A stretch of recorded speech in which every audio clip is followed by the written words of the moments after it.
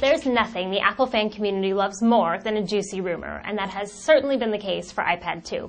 I feel like the rumor mill has been buzzing about the iPad 2 a couple of months before it was even announced, but today is the day it is finally here. Hi, I'm MJ with iFixit, and we sent our intrepid Teardown team to the East Coast to get their hands on the iPad 2 a couple of time zones ahead of us here in California.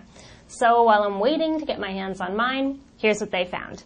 Let's start with the exteriors. The iPad 2 is 33% thinner than its predecessor, a bit lighter, and we hear that the tapered edges make it a little more comfortable to hold. Something you won't notice by holding it is that the iPad 2 also got a new model number. It's A1395. Because of how the edges are tapered, Apple had to switch from using clips to secure the display assembly on to using adhesive, meaning that if you ever need to replace your display assembly, you're going to need a heat gun and a lot of careful prying just to get it off.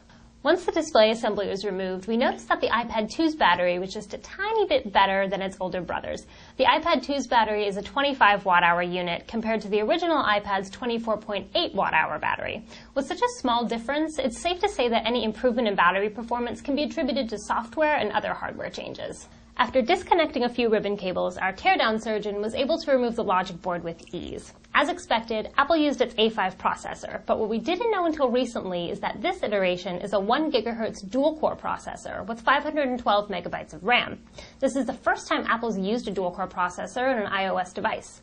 Another thing that's interesting is that the processor in our iPad 2 has manufacture dates of late January to mid-February 2011, making it appear that they were ramping up production right through the very last minute. As far as the front and rear-facing cameras are concerned, there aren't any big surprises. The FaceTime camera is VGA, and while